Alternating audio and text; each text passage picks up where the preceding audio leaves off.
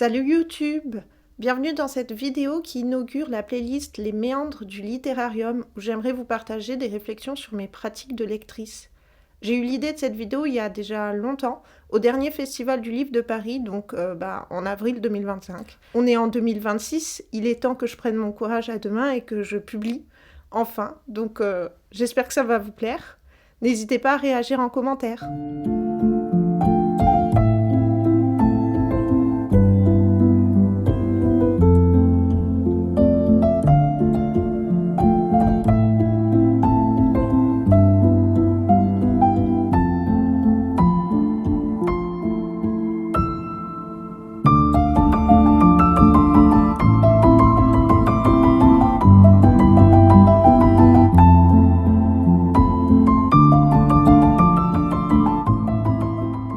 Dans cette vidéo, je vous partage une réflexion qui mûrissait depuis plusieurs mois et qui s'est imposée comme un choix à ne plus procrastiner durant le Festival du livre de Paris de 2025. Je ne suis pas une fine connaisseuse des salons du livre, je n'ai fait que celui-là, donc j'étais très curieuse. Bien évidemment, j'ai craqué pour quelques ouvrages en essayant de faire des achats raisonnés quand même. Durant cette édition du Festival du livre, nous avons eu de nombreuses prises de position quant à l'empire médiatique de Bolloré. Pas uniquement par le milieu militant, mais aussi par les professionnels de l'édition. Je pense notamment au projet Déborder Bolloré, lancé par des maisons indépendantes. Les appels au boycott des éditions appartenant aux entreprises de Bolloré m'ont fait réfléchir sur mes habitudes de consommatrice, car le marché du livre reste avant tout un commerce d'idées qui plus est.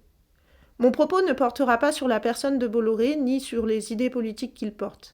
En fait, je me suis demandé ce qui changerait dans mes habitudes de lecture si je décidais de boycotter les éditions qui lui appartiennent, et je souhaite vous partager les résultats de ma réflexion. Pour répondre à ma question, j'ai commencé par mesurer à quel point ma consommation littéraire dépend de l'empire Bolloré, puis j'ai calculé ce que cela changerait si je boycottais Hachette et consorts. Pour ça, j'ai d'abord cherché un document de synthèse sur les maisons d'édition appartenant à Bolloré, et j'avoue n'en avoir trouvé que sur son empire médiatique au sens large, même sur le site Désarmer Bolloré. Personnellement, je m'intéressais uniquement au monde de l'édition du livre et je trouvais pas ce document très pratique, donc je me suis rendue sur le site d'Hachette et je me suis bien perdue dans le dédale des maisons d'édition du groupe. Je vous propose une carte mentale de synthèse que j'ai créée à partir de mes recherches. Je vous mettrai le document à disposition en lien dans la description de la vidéo. N'hésitez pas à l'utiliser et même à l'améliorer. J'ai organisé la carte mentale selon ma logique, donc elle a ses limites. J'ai créé des catégories et un code couleur. Par exemple, la catégorie enseignement va pour les plus petits aux formations pour les adultes. Les illustrés regroupent des éditions de graphiques, de bandes dessinées comme Astérix ou encore des mangas. Dans jeunesse, j'ai mis les éditions pour les plus petits jusqu'au young adult. Dans loisirs et bien-être, c'est un peu le fourre-tout, j'avoue, de la cuisine à la religion. J'ai hésité à préciser littérature générale, mais la carte mentale est déjà tentaculaire. Donc cela regroupe la littérature blanche, la SFFF, mais aussi des éditions d'essais et de sciences qui ne prennent pas le format de manuel pour le supérieur. Dernier exemple, les éditions étrangères. J'avoue que j'ai été surprise par leur quantité. Hachette a beaucoup d'éditions anglophones dont le siège social est basé en Angleterre, mais aussi pas mal d'éditions hispanophones basées en Espagne. Cela concerne notamment des éditions pour les scolaires. Ça montre quand même un soft power très fort de Bolloré car l'édition de manuels scolaires en France et à l'étranger touche directement à la construction des représentations du monde chez les plus jeunes. Même si les programmes scolaires sont nationaux, on ne retrouve pas les mêmes documents ni les mêmes angles dans tous les manuels. Du coup, une fois que j'ai fait le tour de toutes les maisons d'édition qui en fait sont rattachées à Hachette, je suis revenue à ma wishlist de livres personnels. Et là, je me suis heurtée à des complications d'ordre technique puisque ma wishlist est un carnet tout entier. Du coup, je l'ai numérisé en créant un tableur pour mes envies en littérature, histoire où j'ai mélangé toutes mes catégories et illustré pour les mangas, BD et graphiques.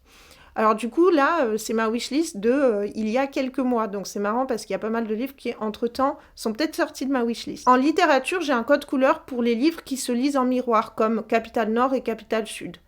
En histoire, c'est plus compliqué. J'ai fait un code couleur chronologique et pas par courant historiographique. Je me suis dit que c'était plus simple. Les lignes marron sont des éditions de sources. Les rouges renvoient à l'époque contemporaine, surtout au XXe siècle, alors que les roses sont pour le XIXe siècle. En orange, on a l'époque moderne. D'ailleurs, je ne sais pas si ça se voit que de base, c'est mon époque de prédilection. En jaune, on est dans l'époque médiévale, en vert dans l'Antiquité et en bleu foncé dans la préhistoire. Enfin, en bleu clair, ce sont des ouvrages qui traversent plusieurs époques.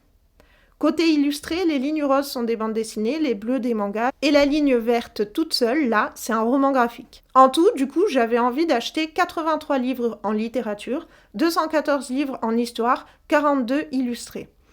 Le temps que je fasse le montage de la vidéo, ça a augmenté. Du coup, une fois que j'ai rentré toutes ces informations dans le tableur, j'ai eu pas mal de surprises. En littérature, 13 des 82 livres appartiennent au groupe Hachette. Clairement, ce sont les livres de poche qui sont le plus concernés, 11 en tout. La bonne nouvelle, c'est que cette édition réédite de fait des livres qui peuvent être parus chez d'autres éditeurs que ceux du groupe Hachette. Concernant ma wishlist d'histoire, j'ai 16 résultats appartenant au groupe Hachette sur 214 livres. Ça aurait pu être pire. J'avoue que j'avais un peu peur car l'édition de livres d'histoire est beaucoup plus figée, donc c'est rare qu'un ouvrage ait plusieurs maisons d'édition. C'est un peu la même situation pour les illustrés, mais je n'ai eu que 2 résultats sur 42 envies. Je suis contente, même si je devrais faire un petit peu le deuil de SNK si je boycotte. Là où j'ai le plus de solutions de remplacement, c'est donc en littérature. Ça veut dire pour l'essentiel prendre des éditions grand format qui n'appartiennent pas au groupe Hachette. Ça veut aussi dire que je laisse tomber un choix que j'avais fait il y a quelques années sur les vieux textes. J'ai acheté les Hachette BNF, issus d'un partenariat qui permet de rééditer des éditions originales. Je trouvais le projet hyper chouette. Pour les rares livres de littérature que je pourrais pas acheter si je décide de boycotter, ce qui m'a le plus touchée, je crois, c'est la saga des Ferrailleurs qui a l'air vraiment sympa. En tout, 5 titres n'ont pas d'autre édition que celle du groupe Hachette. En histoire, il n'y a que 2 ouvrages qui sont édités ailleurs. La nouvelle histoire de la Shoah, que je peux prendre chez Passé Composé, et l'apologie pour l'histoire de Bloch. Je me retrouve donc avec 14 livres sans autre édition que le groupe Hachette pour mes envies d'histoire. Sur 214, ça ne fait que 6,5% de mes envies. Étape suivante de ma réflexion, j'ai calculé le budget si je choisis d'acheter les livres de ma wishlist chez d'autres éditeurs qu'Hachette. En littérature, je dépenserai 81,60 € de plus que prévu. En histoire, 16,60 €. Je m'en sortirai avec un budget supplémentaire en tout de 98,20 €. C'est environ 100 € pour 10 livres, donc ça me fait une moyenne de 10 € supplémentaires par livre. En fait, ça revient un peu au choix entre grand format ou format de poche. Sachant que dans ce cas, les grands formats sont généralement des éditions indépendantes comme Au diable vert pour Born de Jeff Vandermeer. Si on veut aller au bout des calculs, les livres qui ne sont édités que par le groupe Hachette et que je n'achèterai pas me feraient ne pas dépenser 383 €. Voilà où j'en suis dans mes conclusions. J'ai la chance d'avoir un certain budget pour lire et d'avoir beaucoup de curiosité, donc en sachant tout ce que je viens de raconter, boycotter le groupe Hachette ne me paraît pas insurmontable. Même si cela veut dire que je n'achèterai pas certains titres qui me donnent très envie. De toute manière, j'ai bien conscience que je ne pourrai jamais lire tout ce qui me tente. Le boycott pourrait donner un nouveau sens à ce constat, quelque chose d'un peu moins subi et d'un peu plus choisi. Et puis, si un jour je risque de craquer, je pourrais me tourner vers la solution de la médiathèque ou encore de la seconde main. Vous l'aurez compris, j'ai pris ma décision et je la respecte depuis l'époque où je l'ai prise. Je boycotte les éditions du groupe Hachette. Et vous ? Qu'est-ce que vous pensez faire ? Est-ce que vous boycottez déjà ? Est-ce que ça change drastiquement vos lectures ? Est-ce que vous êtes frustré ? Ou est-ce que du coup vous allez plus souvent à la médiathèque ? J'espère que cette vidéo vous a plu et qu'elle pourrait donner un ordre d'idée sur votre wishlist et votre rapport aux éditions Hachette. Si c'est le cas, je vous invite à liker.